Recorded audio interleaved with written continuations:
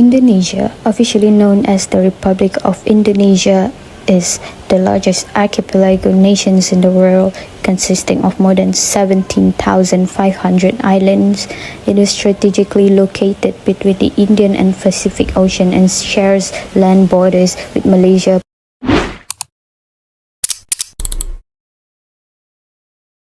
The capital city, Jakarta, is located on the island of Java. It is the most populated island in the country of Indonesia. It has a population of over 270 million people, making it the fourth most populous nation in the world. The people are made up of hundreds of ethnic groups, such as the Javanese, Sundanese, Balinese, and many others. This diversity gives rise to a wide variety of traditions, languages, and beliefs. The national language is Bahasa Indonesia, and the country's motto, Bhinneka Tunggal Ika, means unity in diversity, reflecting the harmony among its people despite their differences. Indonesia's history goes back thousands of years. Early kingdoms like Srivijaya in Sumatra and Majapahit in Java were powerful centers of trade and culture. They also played an important role in spreading Hinduism and Buddhism across the region. In the 16th century, European traders arrived, including the Portuguese, Dutch, and British. The Dutch eventually took control, ruling Indonesia for more than 300 years. In the 20th century, Indonesia began to fight for independence.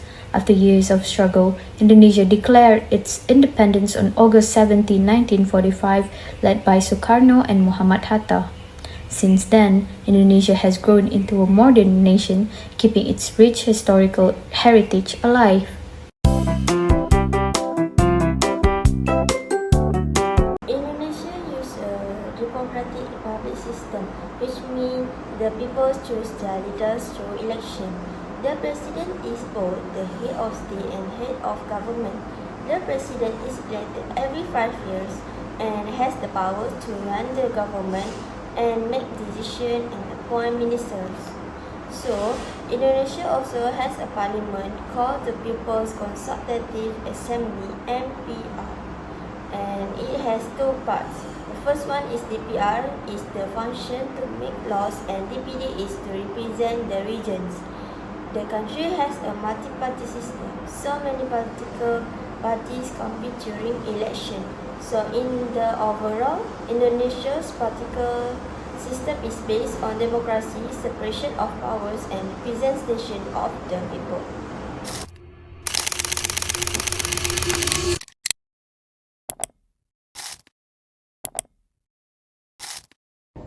In Indonesia have social issue, poverty, and access to education.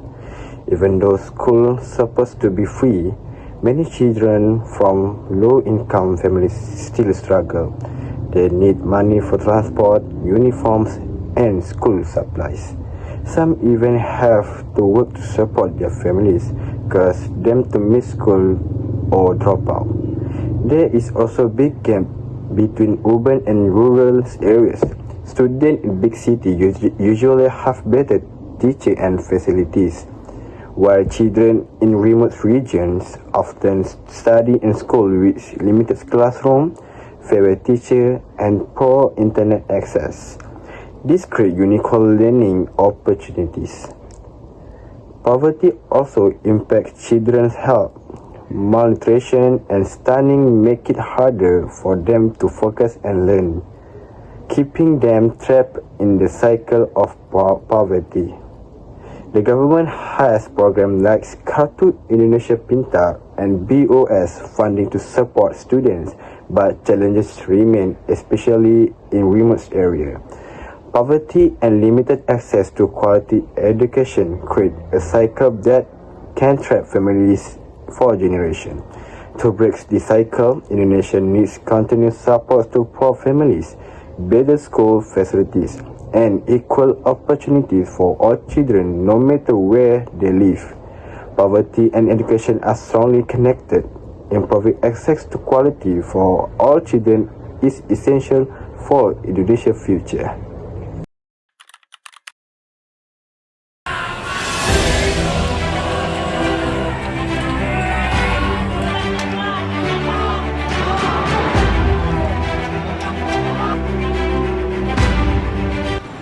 Assalamualaikum, my name is Muhammad Fazihan. Today we're going to talk about political issue in Indonesia. As you guys know, what happened to Indonesia lately. So today we're going to talk about corruption in Indonesia. Major cases and anti-corruption efforts.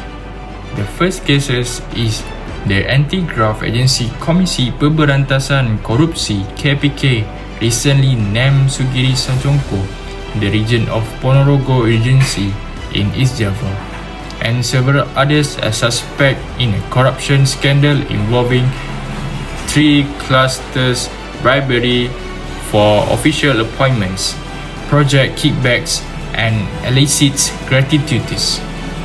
In another instance, KPK seized around 62 billion rupiah tied to an alleged corruption case at the state-owned construction firm PTPP. The government has also dismissed 26 officials from the tax authority, and more are facing dismissal after being caught accepting bribes or engaging in misconduct. According to a report of the first year under Prabowo Subianto's administration, the government recovered about 1.7 trillion in state funds that had been embezzled by corruption suspects. In a high-profile case involving crude palm oil facilities and their derivatives, the state recovered and returned 13.25 trillion in assets.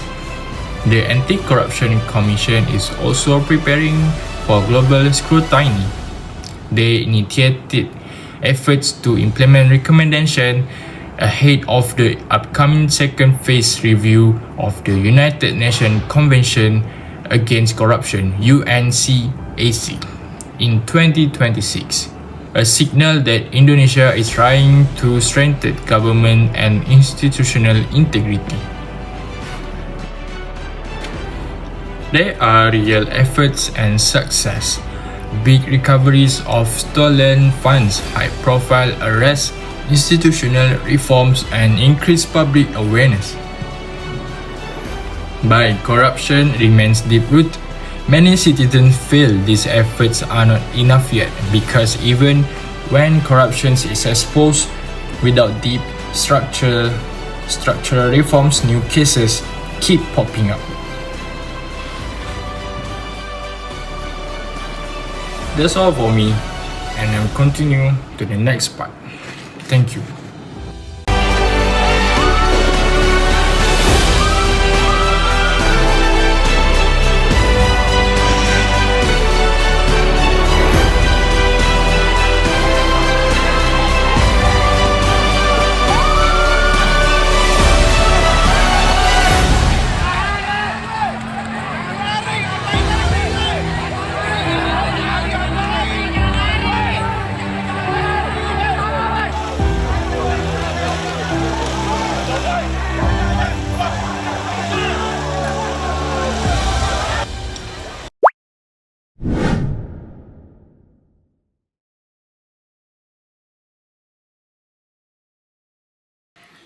Bismillahirrahmanirrahim. Assalamualaikum and hi, my name is Amirul Hakim Azwan Hidayat. My student ID is 2024530547. So, in my part, I will talk about economic issues in Indonesia. Indonesia is a developing country with strong economic potential.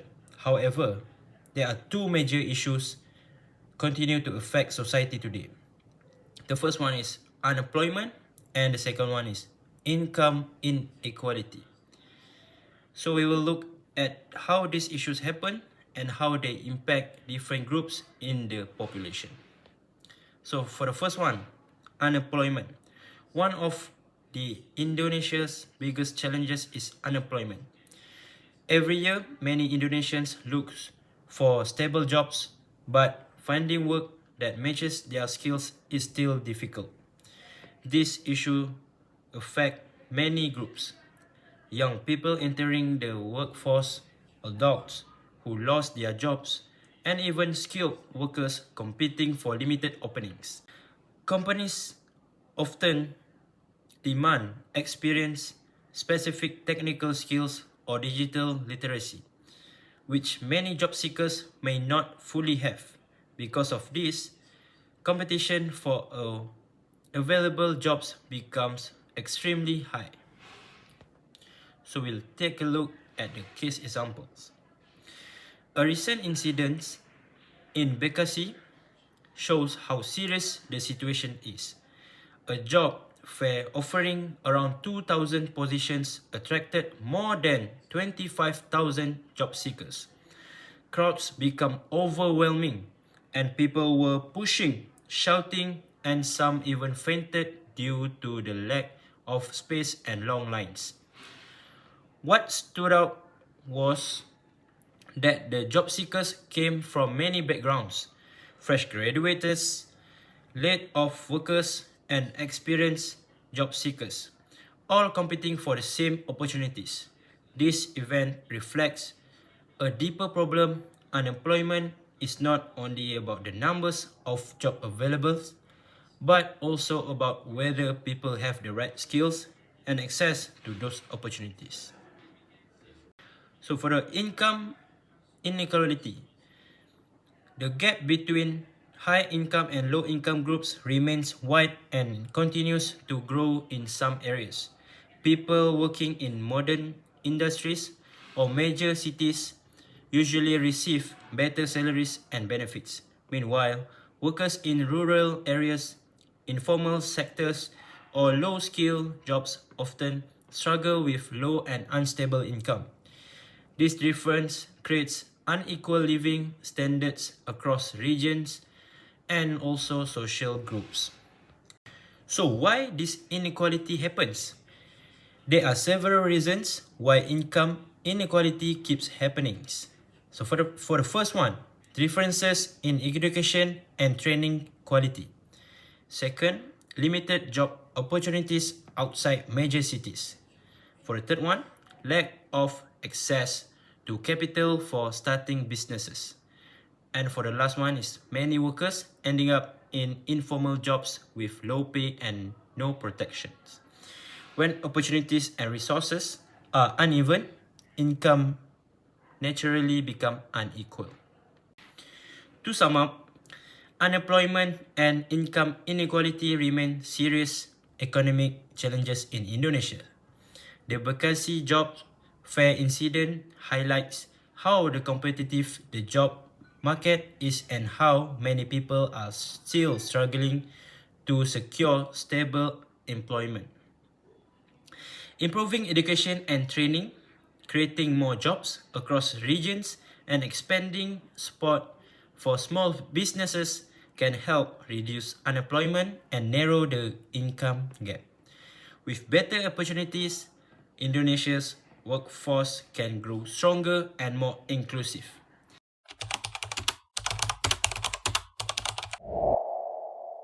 In conclusion, Indonesia is a nation defined by extraordinary diversity, long history, and continued development. As the world likes, it brings together hundreds of ethnic group, language, and cultural traditions. Its journey from colonial rule to independence in 1945 and later through the Reformation era of 1998 reflect the relation and determination of its people to build a modern, democratic and stable country. Today, Indonesia continues to strengthen in political institutions while blessing cultural heritage with the demand of modernization. And economy and social, Indonesia play a significant role in Southeast Asia and global community.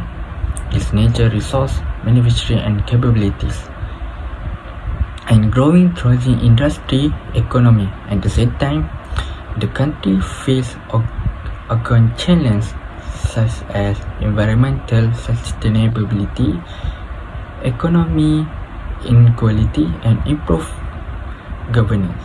Despite this issue, Indonesia resilience, cultural and commitment to progress place in strong position to continue advancing and shaping a more prosperous future of all its citizens.